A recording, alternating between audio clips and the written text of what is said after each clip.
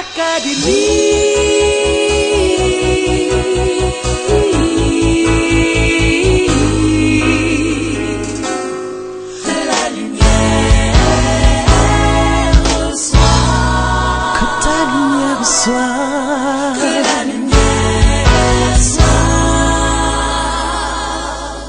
y a une étape où on vit les miracles. Il y a une autre étape où on décide de connaître le Dieu de miracle. Et c'est ma détermination. Est-ce que tu connais l'auteur du miracle dans ta vie? Parce que quand tu connais cet auteur, le jour même qu'il ne fait pas de miracle, tu es calme.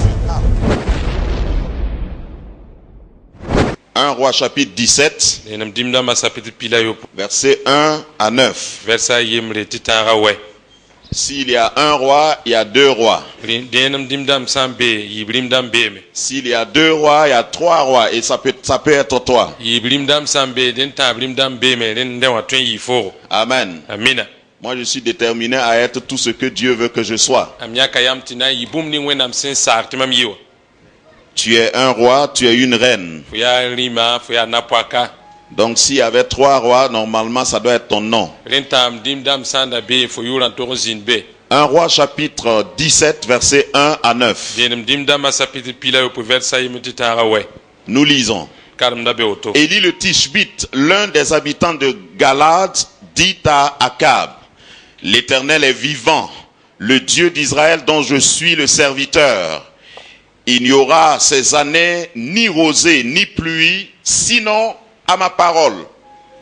Et la parole de l'Éternel fut adressée à Élie en ces mots: Pars d'ici, dirige-toi vers l'Orient et cache-toi près du torrent de Kérit qui est en face du Jourdain. Tu boiras de l'eau du torrent et j'ai ordonné à des corbeaux de te nourrir là. Des corbeaux cuisiniers donc. Des corbeaux serviteurs. Verset 5. Il partit et fit selon la parole de l'Éternel, et il alla s'établir près du torrent de Kérit, qui est en face du Jourdain.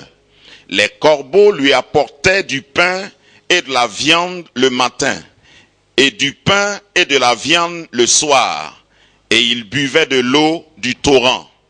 Mais au bout d'un certain temps, le torrent fut à sec, car il n'était point tombé de pluie dans le pays. Verset 8. Alors, la parole de l'Éternel lui fut adressée en ces mots: Lève-toi, va à Sarepta, qui appartient à Sidon, et demeure là.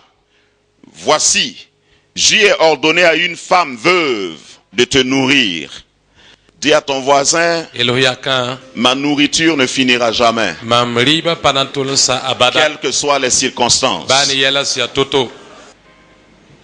Après cette lecture, il convient de donner un thème, et j'ai trouvé un thème pour ce passage. Le thème c'est: le corbeau ne mangera pas ton gâteau. Il y en a qui n'ont pas compris. Oh, ce matin, je suis dans un manteau prophétique. Parce que je veux parler à ta destinée. Le corbeau ne mangera pas ton gâteau. Vous savez ce que c'est qu'un corbeau? Il faut qu'on définisse d'abord. Un corbeau, appartient à la famille des animaux lugubres, des oiseaux lugubres, des oiseaux de mauvais augure. Quand on parle du corbeau, on parle de quelqu'un qui est mauvais, quelqu'un qui est noir, quelqu'un qui n'est pas clair, quelqu'un qui veut ton mal, quelqu'un qui en cachette médite contre toi. Quelqu'un qui veut obstruer, faire barrage, faire blocage à ton évolution. Le corbeau n'a jamais été célébré. Il y a beaucoup de dictons et de proverbes attachés à ce oiseau. Un corbeau est un omnivore. Il mange l'herbe, il mange les excréments, il mange la viande. Et le corbeau habite généralement dans les ruines, là où c'est sale. la gomber vizini ngarota mbihindu rerda ziba la vui. William Shakespeare a dit, Da William Yele, le corbeau critique la noirceur. gomber mengoto wita ya sablaga. Pourtant, lui-même, il est noir. Yemenga ya le tu waluksera. Et un proverbe espagnol dit, Te espagnol d'ambou de élève un corbeau, mara mengen gul gambro. il te mangera les yeux. Yemengen na fifu nimbela. On reconnaît que le corbeau aime picorer les yeux. Ya ming mi mbate gomber nonga sobya nimbel fibro. Et en Israël, La Israël solmo. lorsqu'on crucifiait les brigands, Absanda waka ni wen sada pika on zugu. les laissait sur la croix Abad la pika zugbe. jusqu'à ce que les corbeaux viennent picorer leurs yeux. Alti gambra mengwa fibro nina. C'était une mort atroce. Raya kuming sia Les autres oiseaux ne venaient pas, lui le taba pa watte. mais les corbeaux venaient. La gombre Il y a toujours un corbeau dans ta vie pour célébrer tes défaites. Banti fo vima pour gambre mbebala Mais ce matin, je suis déterminé et envoyé de la part du Seigneur pour t'annoncer qu'aucun corbeau ne mangera ton gâteau. Parce que Dieu te destine à la grandeur. Parce que Dieu ouvre une porte nouvelle pour toi. Parce que tu es un bébé du désert. Aucun corbeau, quel que soit son caractère, quelle que soit son inclinaison naturelle, n'aura le droit de bouffer ce qui t'appartient. Un autre proverbe tunisien dit, s'il y avait quelque chose de bon dans le corbeau, les chasseurs ne l'épargneraient pas. C'est reconnu que ceux qui font la chasse, quand ils voient un corbeau, ils ne sont pas intéressés. Voilà l'animal dont il est question dans ce passage. La Bible me dit, Proverbe chapitre 16, verset 7. Proverbe 16, 7. Quand l'Éternel approuve les voies d'un homme, il dispose favorablement à son égard même ses ennemis. C'est un compliment quand on te dit tu as beaucoup d'ennemis. C'est-à-dire quand tu as le Seigneur, quand tu marches avec lui, lorsqu'on te dit mais dans ton service là, tu es mal aimé, hein? Les gens sont contre toi, hein? Si tu es avec Dieu, si tu connais le Dieu d'Élie, si tu marches avec lui, ne promène pas des regards inquiets. Parce qu'il veille. Il veille sur toi comme la prunelle de ses yeux. Moi, j'ai dépassé le stade où je pense que Dieu va envoyer vers moi des personnes de bonne volonté. Parce que vous savez qu'il n'y en a pas beaucoup. Moi, je veux ma bénédiction. Si Dieu ne trouve pas une personne de bonne volonté dans mon village, dans mon entourage, dans ma ville, et les corbeaux, dis à ton voisin, et les corbeaux, il utilisera un corbeau. Et le corbeau peut voler, peut parcourir plusieurs centaines de kilomètres. Et dans Ésaïe, la parole de Dieu dit qu'il fait venir de loin un oiseau de proie pour servir à sa volonté. Regarde, tu n'es pas seul. Tu n'es pas seul. Tu penses que les gens t'ont oublié. Tu penses que tes parents t'ont oublié. Tu penses même que ton pasteur t'a oublié. Regarde, lorsque l'heure de Dieu arrive, il donne des ordres. Est-ce que vous avez remarqué que Dieu dit, j'ai donné ordre à des corbeaux pour te nourrir. Et je leur ai dit, ça c'est moi qui précise, Dieu dit, je leur ai dit de respecter les heures de repas et de t'amener des repas consistants, du pain et de la viande. Il faut dire viande là bien, viande. Ça veut dire que c'est pas n'importe quel aliment que tu vas manger. J'ai l'habitude de dire, quand Dieu ouvre une porte pour toi, tu ne fais pas comme ça pour entrer. Tu entres comme ça. Quand Dieu va te nourrir, il va te nourrir vraiment. Peu importe. Le récit ne nous dit pas que quelqu'un savait où se trouvait Élie. C'était un coin isolé. C'était un coin perdu. C'était même un coin dangereux. Parce que mes recherches disent que généralement les corbeaux ne sont pas là où il y a la paix.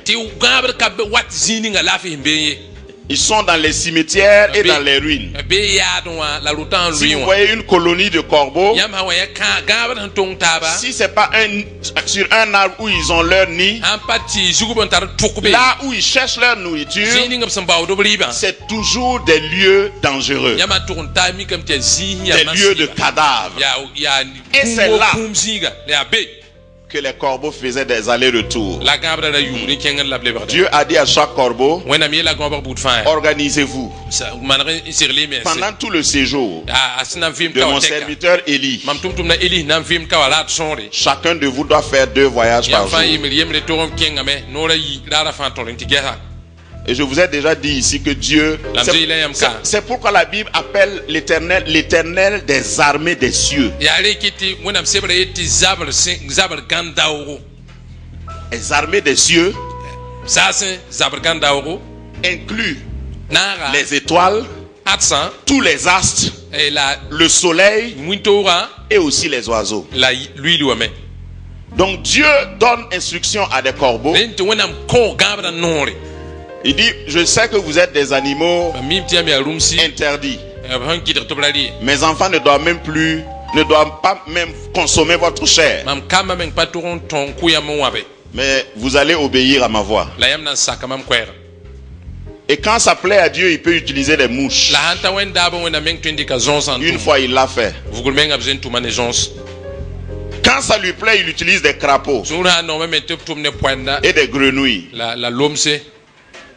Quand ça lui plaît, il change l'eau en sang. Regarde, Dieu n'est pas limité. Quand tu pries et tu demandes à Dieu quelque chose, ne limite pas Dieu. Ne prie pas en pensant à ton oncle. Ne prie pas en disant, Seigneur, touche son cœur pour qu'il paie ma scolarité, pour qu'il paie mon loyer. Souvent il faut dire, Seigneur, je sais que tu as fait ça pour Élie. Je sais que à Ouagadougou il y a encore des corbeaux. Mais envoie un corbeau si mon oncle ne vient pas. Dieu n'est pas limité. Il n'est pas limité ni par la médecine, ni par la science, ni par ton compte bancaire.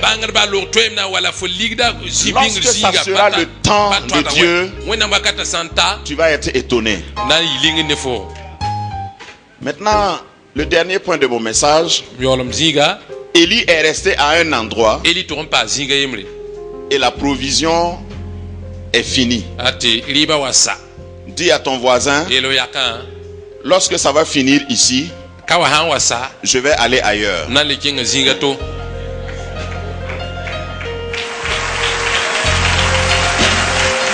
Regarde, lorsque même on va te licencier de ton travail, parce que ça peut arriver à un chrétien, ça veut dire tout simplement que Dieu t'amène ailleurs. Il va te graduer. Après les animaux, c'est les hommes qui vont te nourrir. Il dit, quitte là, parce que le Jourdain est sec. Il n'y a plus d'eau. Va à Sarepta. J'ai ordonné. Le Dieu que je sers est un Dieu qui ordonne. Il ne demande pas, il ordonne. Dieu va ordonner à ton patron méchant de te traiter gentiment. Tes colères ne vont pas comprendre. Ils vont dire, ça c'est pas clair. Vous savez, quand c'est très clair, il y en a qui croient que c'est pas clair. Mais ton problème, faut manger. J'ai ordonné à une veuve, si c'est aujourd'hui, On va dire ça là, c'est pas clair. Qu'est-ce qu'il y a entre le prophète et la veuve là?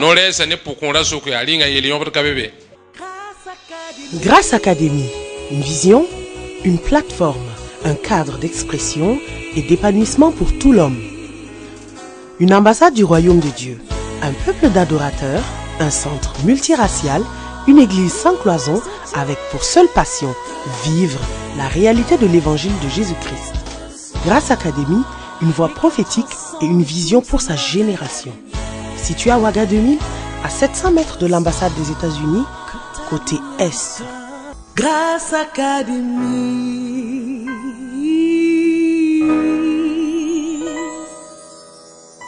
Ça là, c'est pas clair. Non, on peut pas voir. Il faut qu'on voit bien clair dans ça là. Mais regarde, quand Dieu est prêt pour te bénir, il utilise souvent des méthodes inconventionnelles. Il utilise des armes inconventionnelles. Des armes qui n'ont pas été homologuées par l'ONU. Des armes que les droits de l'homme ont prohibé. Quand je dis les droits de l'homme ici, je parle des religions. Je parle de ceux qui ont écrit des lois pour dire à Dieu, si tu veux venir dans notre église, passe par la porte principale. Moi je crois en un Dieu qui passe par n'importe quelle porte quand il veut venir vers toi. Souvent par le toit, souvent par le mur. Et j'ai l'habitude de dire que la croix a 4 portes. La croix a 4 entrées possibles. Si on a bloqué la porte d'en bas, il faut grimper par échelle et puis passer par droite, par en haut ou par à gauche. Pourvu que tu accèdes à Jésus. Et c'est ce que Jésus fera aussi pour accéder à toi. Les hommes ont fermé des portes conventionnelles. Dieu ouvre une porte inconventionnelle et il te met au large. J'ai ordonné à une veuve que tu connais pas. Son mari est mort. Et elle n'a plus de parents. Elle n'a pas d'argent. Mais je t'ai envoyé vers la veuve parce qu'au fait je veux rendre riche cette veuve. Ce que Dieu a réservé pour nous, nous allons voir et vivre. Nous allons en jouir. Reste ferme. Reste fidèle. Fais toujours le bien. Parle toujours de la part de l'Éternel comme Élie. Dernièrement, j'étais en voyage et je devais prendre un train pour parcourir environ 100 km. Vous savez que le train a plusieurs gares. Je suis entré à un point de départ et je partais à une destination précise. Et le train n'avançait pas vite. Et chaque fois, il s'arrêtait. À chaque arrêt, à chaque gare, il s'arrêtait. Quels sont ceux qui savent que ça énerve souvent? Vous prenez le bus et puis vous voulez aller à Bobo. Et puis avant même de sortir de Ouaga, il s'arrête et puis on dit il veut prendre quelqu'un ou bien quelqu'un veut descendre. Ça commence à vous monter à la gorge. Donc, comme j'étais pressé, chaque fois qu'il s'arrêtait, je voyais des gens descendre. Et puis quand ils descendent là, ils font comme ça. Ils sont contents parce qu'ils sont arrivés à destination. J'avais envie moi aussi de descendre. Mais je me suis rappelé que je n'étais pas encore à ma destination. Tu sais, dis à ton voisin, on est dans le même train. Mais peut-être qu'on n'a pas les mêmes destinations. Hey! Quand tu vois quelqu'un descendre du train, ne descends pas. Regarde d'abord si c'est à ta destination. Parce qu'il y a des gens qui descendent avec les autres. Les autres prennent leur bagage, ils vont à la maison. Toi, tu es là, tu tournes. Le train est parti. L'autre train qui vient ne va pas à ta destination. Et puis toi, tu es perdu. Si Dieu t'a montré ton train, si Dieu t'a donné le numéro de ton bus, si tu montes dans ce train ou dans ce bus, fais attention aux arrêts. C'est pas parce que quelqu'un descend que tu dois descendre. Reste fidèle. Parce que si même le Jourdain tarissait, il y a une veuve qui est prête, qui va te nourrir. Et au fait, la veuve est placée sur la route de ta destinée parce que la destinée de la veuve est attachée à la tienne. La veuve a dit: je vais faire mon dernier repas, moi et mon fils, et nous allons mourir. Regarde là où Dieu va t'envoyer. Même si tu as perdu ton emploi, là où Dieu va t'envoyer, tu vas ressusciter l'entreprise. À cause de toi, ta famille va revivre. À cause de toi, l'entreprise où tu vas travailler là va renaître. Cette veuve-là était devenue la plus grande commerçante en huile.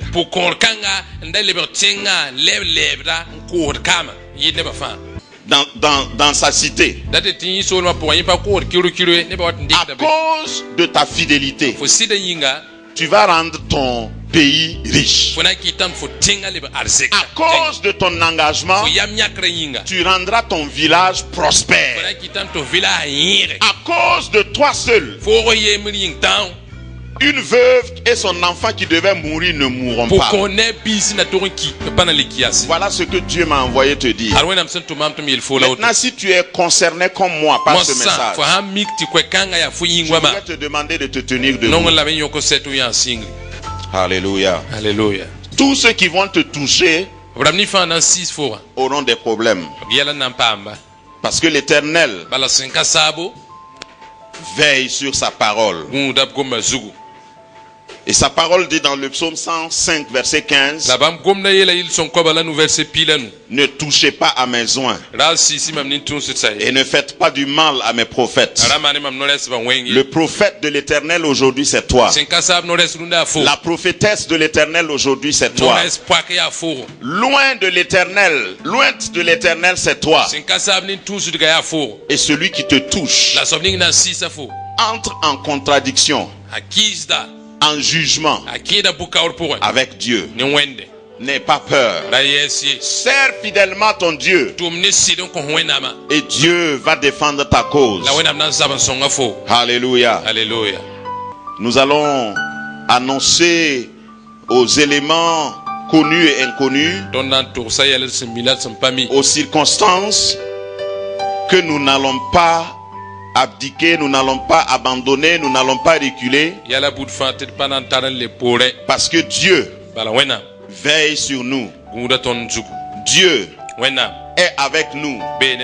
Qui peut être contre nous? Alors répète avec moi: Seigneur Jésus, merci pour ta parole. Ce matin, je me positionne en tant qu'Élie. Dans ma génération, j'ai encore une mission à accomplir. Je n'ai pas encore fini. Mon mandat court. Je suis en mission. Seigneur, comme Élie, s'il le faut, que les corbeaux me servent. Je veux manger. Je veux vivre. Et je veux bien vivre. Dans ma génération, je suis le Élie de mon temps. Je suis le Élie de ma famille. Et rien ne m'empêchera d'accomplir ma mission.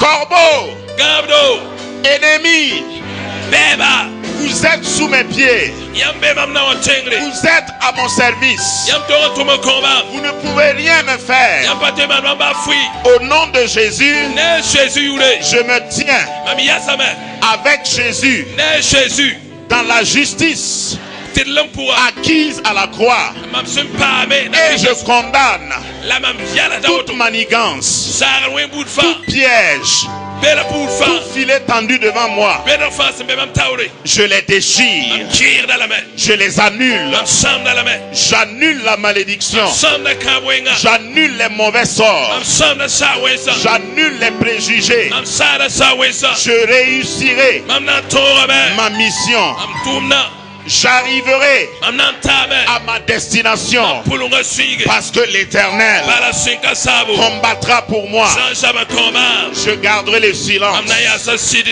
Je suis loin de l'Éternel Mia Sinka Sabni Tusuga, et personne La Nel Kabe, ne peut lever le petit doigt Ntya Kanuk Billi, contre ma vie. Nzabni Mam Fuibe, Je scelle cette prière Mam Lota Pusukanga, par le sang précieux de Jésus Jésus Siba, et je déclare La Mam Yetame, et je décrète La Mam Tik Dame, que c'est fait Dimana Same, au nom puissant de Jésus. Asisula Pangman Suminga, Amen. Amina, Que le Seigneur te bénisse. Zisabaningi Barka. Alléluia.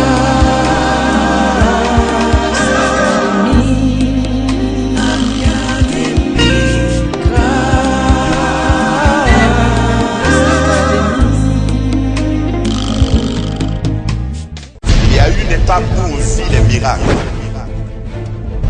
Il y a une autre étape où on décide de connaître le Dieu de miracle. Et c'est ma détermination. Est-ce que tu connais l'auteur du miracle dans ta vie? Parce que quand tu connais cet auteur, le jour même qu'il ne fait pas de miracle, tu es calme.